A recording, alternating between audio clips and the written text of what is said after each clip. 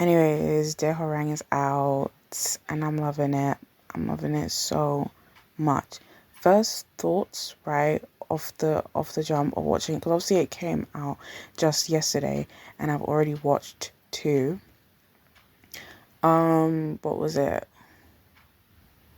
Yeah, I've already watched two and it was giving cinematic, and I love it when a show is giving cinema. You're like, this is a TV program, but these scenes feel like they could be in a movie.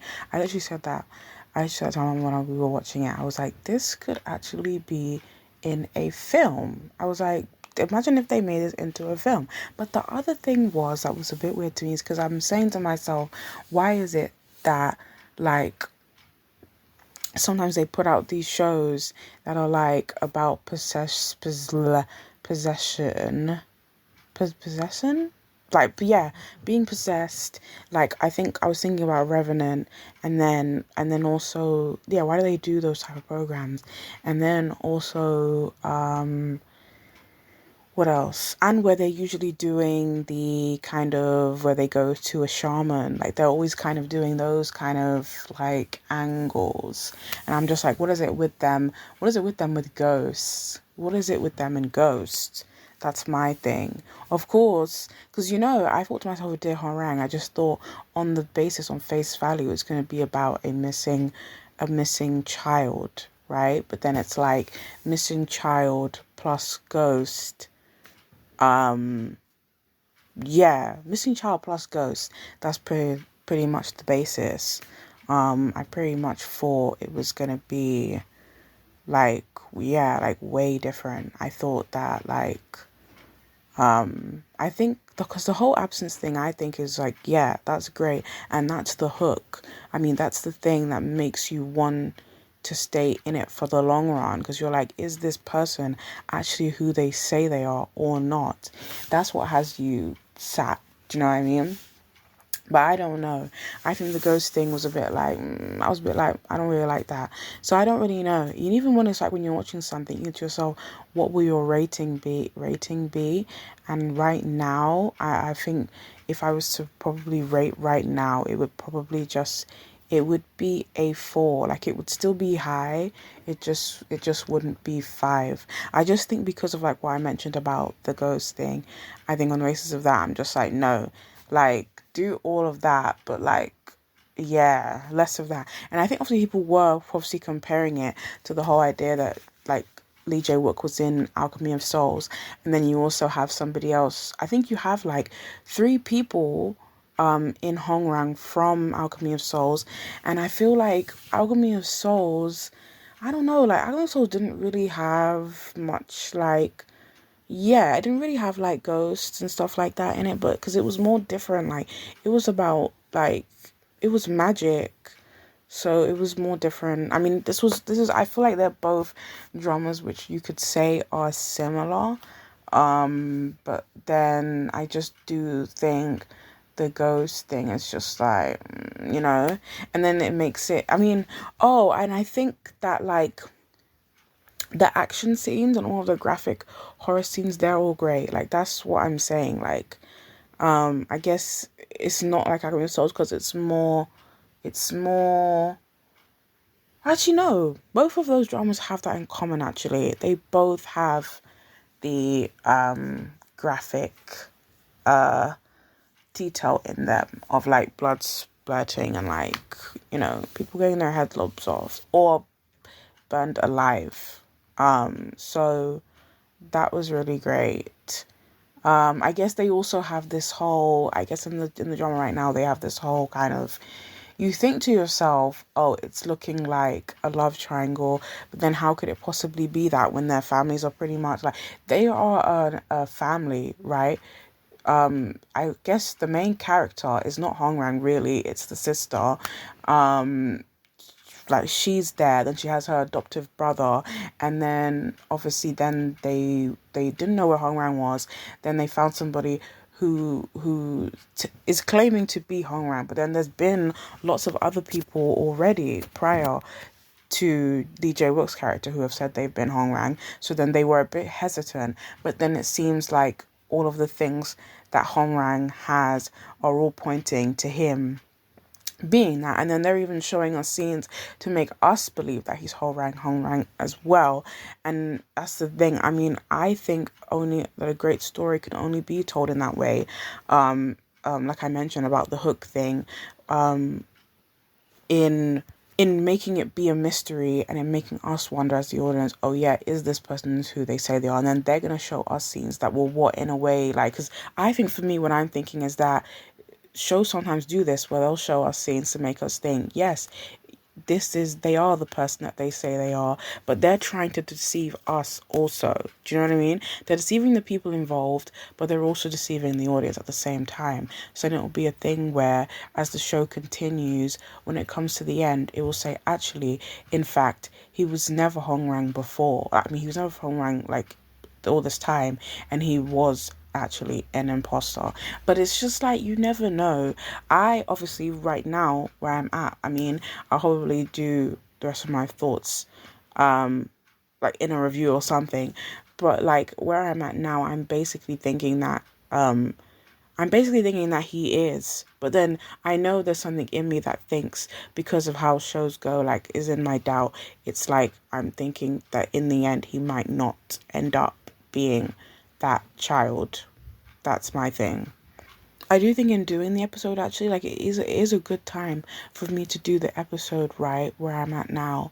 It's better because it's like I don't have much to say. I think it's harder when you're doing an episode and it's like you're not doing any spoilers because you obviously want people to watch it. So right now I'm doing it now on the early set, what's it, on the onset, where it's like, you know, yeah, where it's like I haven't finished and it's like I'm just putting it out there so you guys know. It's kind of like what is it? It's like a first thoughts. It's kind of like a first thoughts episode if you look at it in that way, as to say, oh, these are my first thoughts. These are what I'm thinking, and then you'll go away and you'll watch it because you don't know anything about the ending unless you're a real trooper and you've binge watched it in one day, even though I don't think that's possible. And K-dramas are super hard to binge watch unless I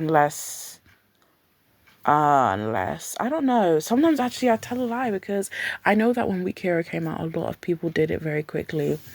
And I think that's why people were able to do their spoilers or to do edits in one day, because like, right, I think people were like did watch it in one sitting. But I feel like with Hongrang, I don't really think you can. Like, there's 11 and I think the episodes are like an hour each. I assume so. It's a bit more of a longer thing. It's more like it's gonna take longer to do that, but you might have finished it already.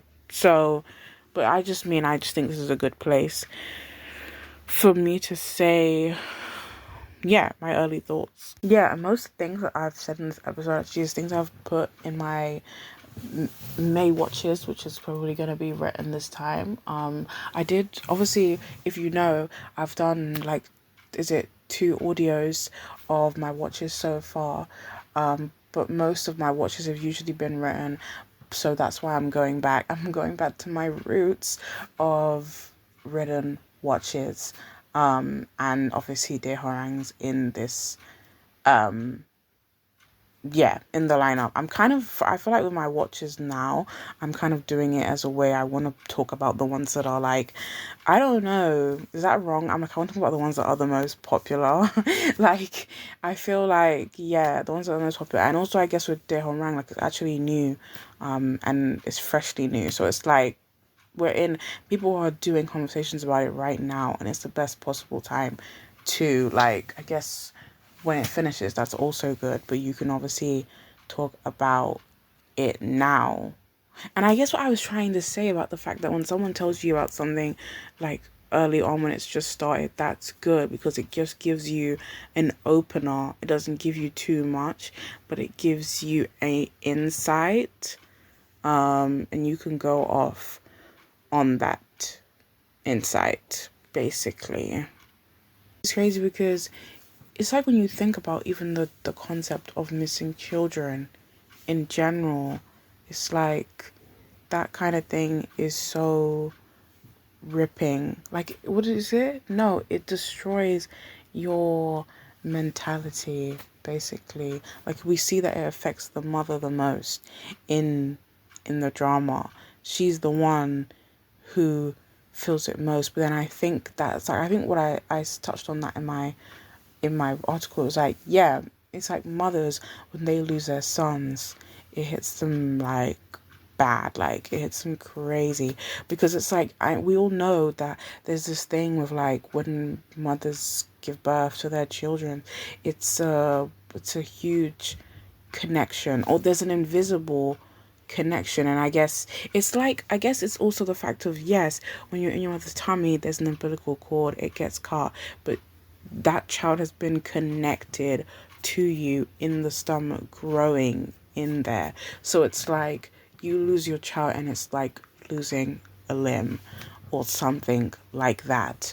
I mean, because what's crazy is that, and it does show you that difference, because the dad obviously was upset that he lost his son too, but you can see that all he did to try to get over it was to adopt another son.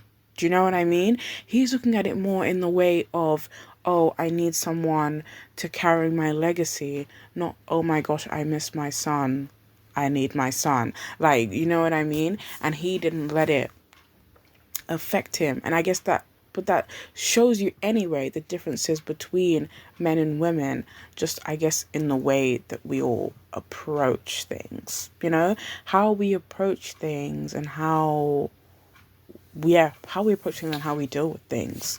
There'll be the mom who will be doing, going to shamans and like, and praying, and then obviously and drinking and neglecting herself. And what is it? I don't know what else she was doing. She was doing a lot of different stuff. She was just driving herself mad, really. And then they all knew that she was losing her marbles a little bit, and yeah, and then I guess, and then that's what I'm trying to say. Then the dad would just want to bring in that adoptive son, and I feel sorry for him, because it's like, he was literally adopted just on the basis of replacing another child, and that means even if you've been adopted into a home, and you are getting like responsibilities, and you're being asked to do things, there's still a thing where either way, you're not going to be that thing, or you're never going to be that child. You're just going to be a mirror of that person. Do you know what I mean? You're not going to be seen in the same way, and you're just probably going to be like the dog's bone. And then it's like, it's interesting because the adopted brother and also the sister, who practically is the main character in the show, like, they are both seen on the exact same scale. Do you know what I mean? Like, she's not adopted, but it's also like she's treated that way because obviously her mother, she is her father's daughter, but the mum, who's Hongrang's mum, is not her mum. So it's like she also isn't necessarily important at all. Like, and I guess that's why they're all bothered about Hongrang, like, more so. And it's like, what is he? Obviously he's like the true heir or whatever, but he's obviously just more different. And I think obviously it also shows you that we know that in those kind of eras, women are not seen as anything. Like, they are replaceable 10 times out of 10. Like, it doesn't matter, usually in any kind of family. And I guess even for her, we don't exactly know. I guess the show doesn't really let us know. And I guess for me, also being an early viewer, it doesn't really say what her role is, but you just assume her role would be to get married to somebody. Okay, and I guess you can see that the adopted brother, that he probably has romantic feelings for her. I don't know if she shares them. It doesn't seem like she does anyways. So it doesn't seem like she shares those feelings, but it's like, it makes you think, oh, wouldn't it probably just be best or beneficial if they just got married to each other? But I don't think that's going to be the case. And I think what's so weird is that they're kind of saying, or they're setting up the potential of Hongrang and his sister being involved. But that's really confusing because they are literally biologically, they're literally, yes, they are biologically related. And not even to say like how she has a good relationship with her adoptive brother, but he's adopted, so it's actually fine. But if they're gonna make it into a thing where she's gonna like her brother, even though like he is her brother, I mean, we know that she's not convinced of this guy being her brother in the first place, but it's still like, I think that's weird. So, but like, yeah, so we hope not. Do you know what I mean? We literally hope not. And like, if you're also if you're also like me, who's very early into it as well, then you would also have shared the same thoughts as I do. Just like, we hope that it doesn't go that way, because that's a bit weird. But then are they trying to say it's less okay because they don't technically know if he's Hongrang or not? So maybe they're looking at it as to say, if he's not technically Hongrang, then it doesn't really matter. But then I'm like, if he is, then it can't work, because obviously that's incest. So yeah, that's how these things work. But then I guess, what's crazy is because they are like, they're technically supposed to be half siblings. I feel, yeah, they're technically, because obviously what I just said I said a second ago, yeah, they're technically half siblings, because obviously his mother is not her mother. So yeah, but then I guess, are they trying to say, if they're half siblings, that's like, okay, so that makes it like more okay, because they're half and not full. But I don't know. I still think it's a bit iffy. But then that's what I'm saying. I'm thinking to myself, maybe in that era, I don't really think that stuff really like really matters. It's like they kind of want to do that. Like, I guess in those eras, it's like, yeah, I think that is true. You see it in the costume dramas a lot. They'll have you like marrying your cousin or something or the other. They'll do that, and you're like, that's so weird. But I think that is what they used to do then. But then, in order to just make their family stronger and stronger and more powerful or whatever, I guess, in terms of, the hierarchy. Yes, but yeah, it's a bit weird. But yeah, but then also, let's talk about Lee Jae-wook. Actually, I haven't seen him in a drama in a very, very long time, and it's great to see him also, I guess, in a costume drama again, because obviously Alchemy of Souls, hold on, no, Alchemy of Souls wasn't technically his last drama. I mean, it's just his last costume drama, right? His last drama, I think, was, which I did not watch, it was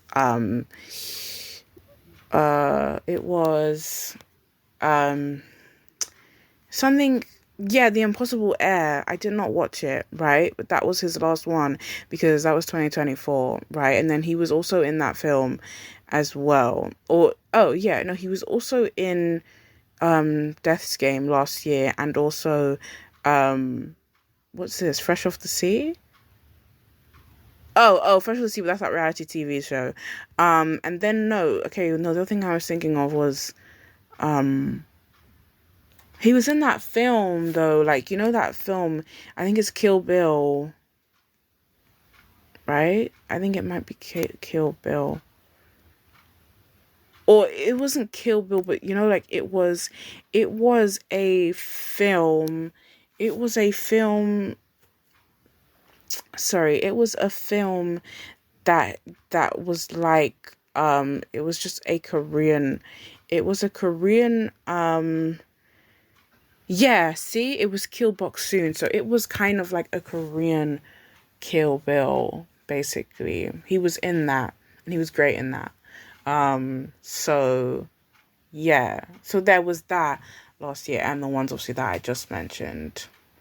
And I didn't watch Impossible Hour. I mean, I watched like one episode, but I did not like watch it crazy. I mean, I've been talking about him for a minute, like Lee Jae Wook. I've been like, oh, I miss Jae Wookie, and I'm like, yeah, you should. I was like, yeah, I do, but there's also stuff of his that I haven't seen, like that I should be watching. You know what I mean? That's what I hate. Like, you know, when it's like, and I'm like talking to myself basically. It's like to say that, oh my gosh, I miss seeing this person on screen, but we're like, hello, they've been in projects, and you haven't seen every single thing that they've been in.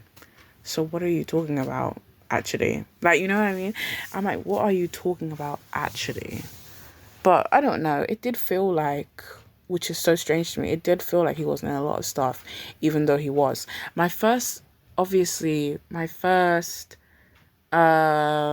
it? My first introduction to him was Extraordinary You. And obviously, what was it? Extraordinary You was like, one where he was, yeah, like that was his character where he was like really like, yeah, what's the word? He was evil, but like he was just like, no, that's just like his bad character. And I guess it's like, yeah, no one gave him flack for that though. I don't think anyone did. No one did give him flack, but it's crazy that I do feel like Korean actors do just get a lot of flack for being in, like, for playing characters who are bad, but like people will be upset and like say that they are they'll say that that actor themselves is the bad person when they're just playing a role. Like they're not, yeah, they're not the person. But that does happen for some reason. I think who I'm also thinking of, I don't know, what's an example, what's a reference? Oh, Beyonce from Weak Hero. Everyone's always like, oh my god, I hate Beyonce. And we're like, no, like, we're like, yes, you hate Beyonce, but you don't hate, I think the guy's name's like, I think his actor's name is like, what's it called? Yeah, Hong Kyung, yeah. So I think it's like you don't hate him, you just hate the character he played.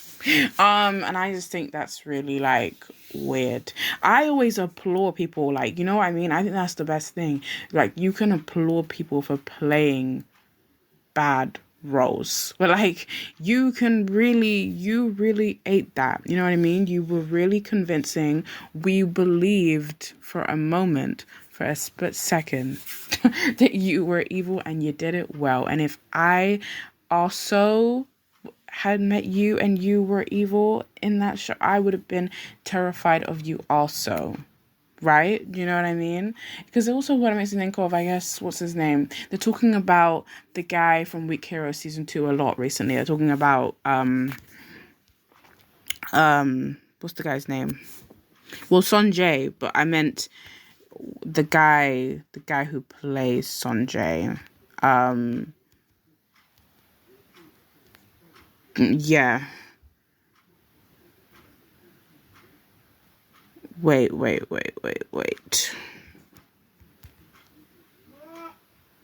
Yeah, Lee Jung Young. So yeah, they're talking about him, and they're saying that like he usually plays villainous roles. Saying that he usually plays villainous roles, but he's obviously way different than his villainous roles. Like you can see that he's actually a goofball in real life, literally. And I think even Lee Jae Wook actually in Hongrang, actually, if we talk about that, I would compare his character from Extraordinary You and him like playing Hongrang. I would say that they are quite similar because he's obviously just coming across very what's the word? He's coming across very like mean, cold, and like mysterious, right? But then I feel like of course he would come across that way because, you know, he's in a new environment. And then, you know, how he'll have all these people like telling him that he's not Hongrang, even though he's come there and said that he is. He has no recollection of of being Hongrang or not, but he's still, he wants to know his roots, and he wants to be able to understand why he's ended up the way that he has. But on top of the villainous thing is that, like, Lee Jae-wook is good at doing those roles. And rightly so. So I finished watching Dear Hongrang, obviously, like, last month, obviously currently in June. So I finished it in May, and obviously it was everything and more. Literally everything and more. Like, it was, the thing of the matter is when I first started watching it, it was a thing where it felt so cinematic. It didn't even feel like a Korean drama, and that's how you know that it, what's the word? Like, it shot out the park. Like, basically what they say, a home run in baseball. Like, it literally did everything and more. I felt like, and it's like, it's crazy because I guess it's like when you are watching a TV show and we all watch both, and TV shows, movies, and it's like when a TV show feels like a movie, that's actually like really, really high. Like, we're like, that means the show is stellar. This means the show is 10 out of 10. Like, oh, the thing that's been bugging me out, I think what I checked today, is that Dear Hongrang's not on Letterboxd as of yet. And I'm just like, let's go. Because I was editing my 2025 K-drama, my K-drama like list. And then I was going through them all. And then there's some that have now been put on Letterboxd, but they weren't there before. So I rated those today. And then obviously Dear Hongrang, it's not on there. But so far, anyways, I think I have watched like 11 K-dramas so far. 11. But don't quote me on that number. I mean, of course, like I did last year, I'm going to be doing a huge write-up anyways. But it's just like, don't quote me on that number because it could be less. But it's just like, and then I really didn't know much of the main actress either. And then I knew the guy from, her adopted brother from, what's it called?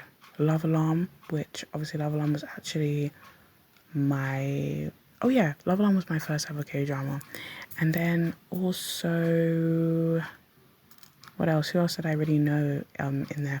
Okay, of course, Jinsu from Alchemy of Souls. Everyone was talking about that as well. Everything, how that, I guess, obviously what I mentioned just a second ago about how Lee Jae-wook is made for historical dramas. And he does them so well, and I guess he did them well in Alchemy of Souls as well. So it was a thing that we actually knew he was going to deliver. But the thing is also, I don't even know why, but I don't know, this character that he gave us in this historical drama actually felt better than, what was his name? I think it was like Jansuk or something. Like, his name in Alchemy of Souls, but I just felt like this character maybe was probably more like, I don't know, more raw. Like, I know that both characters, I guess, his Alchemy of Souls character as well, they both practically had tortured pasts, but I do obviously feel like with the character that he was playing in Dear Hongrang, I guess it's like he'd been through so much for being basically, I don't even know, what do you call it? But it's like, I was like, what? It's child trafficking, basically, because he was there with the painter, and and the snowman. So he was going through all of that, and I feel like he conveyed like the emotions so well, and then also, of course, the OST, Burning Petals, it's not gotten out of my head, and it's all over my For You page as well. Not that I'm complaining. Not that I'm complaining, by the way. It's just, it's all over there. And it's crazy. One thing for sure that I think I'll end the episode off on is that it has really inspired me to watch more historical dramas, because I don't like, basically Dear Hongrang might be kind of like the third or something, or like it's like a rare occasion for me, I feel like, though, to seek out a historical costume drama, basically. I mean, I'm much of a what do we call it? I'm much of a very like action, do you know what I mean? Like weak hero, I'm like weak hero, what else? Uh Killing Vote, like, do you know what I mean? Those are basically from my head, top of my head, of ones that I've watched this year. But I'm basically that kind of like person. It's not really like, oh, I watch historical dramas a lot, but I know that I want to more after Dear Hongrang. And I know that people are saying, I don't actually know who said it actually. No, people saying they don't want, I guess, Jae-wook to necessarily be typecast, but I don't think it's a bad thing if he is. Like, he does them very well. And every time we get to see how, you know, he can wield a sword and how good he is at it, I said, sorry, you mean to tell us that this is you acting? This isn't real? You gotta be joking. But no, like, honestly, no crumbs and no notes either. Do you get what I mean? You guys will be like, what? I'm like, no notes. Like, you know, when it's like, yes, you review something and it's like, you know, there's positives, there's flaws. It's none of that. There's actually none of that in Dear Hongrang. Absolutely none. Yeah, of course, with any kind of K-drama, and I think people are classing this as to be a K-drama, you do wish everyone does get their happy ending, which, you know, with K-dramas is never the case. It's not the theme, do you know what I mean? It's never on the list. Like, honestly, it doesn't make the checklist. It's like, they say K-trauma, and that is what it is. Do you get what I mean? So they say K-trauma, and that's exactly what it is, and that's exactly what they deliver on that. So, and I don't know. I think to myself, yes, we want happy endings, but, you know, you can't always get happy endings, and I feel like happy endings make a show, I mean, not not always happy endings make a show better. I do think, although happy endings are good and we've been fed them from from you know, walking age, like, I do think that they are good, and you know what I mean, you need them. It's good to be happy. Hey, yeah, it's good to be happy, but I'm like, obviously, I do think, obviously, sadder endings are more they are the ones that have an impact on you. They are the ones that touch your heart, and the ones that remain with you. Like, I think it's what somebody was even saying about Fleabag in a YouTube video. The fact of the matter is, it doesn't pass for us because it's unhappy, and an unhappy ending will stay with you for the rest of time, basically. That's just the way it is. But then that's how you know that it's so good. Also, so on that note, what are you waiting for? Watch Hongrang, and also, I feel like, yes, you should also watch Lee Jae-wook's other works, though. Even though, this is what I'm saying. Like I said, he does, you know, he convinces us that historical dramas are his, you know, forte. But it's like, he has others, he has good ones. I guess my first ever one was, what was it? Extraordinary You. My first DJ drama was Extraordinary You. And obviously, Extraordinary You, yeah, he was, well, like, he was such a bad character in that. But he's grown so much since then. Do you know what I mean? He's now throwing, what's it called? Swaying around swords. And, like, showing how amazing he is, basically. So, yeah, on that note, thank you for listening.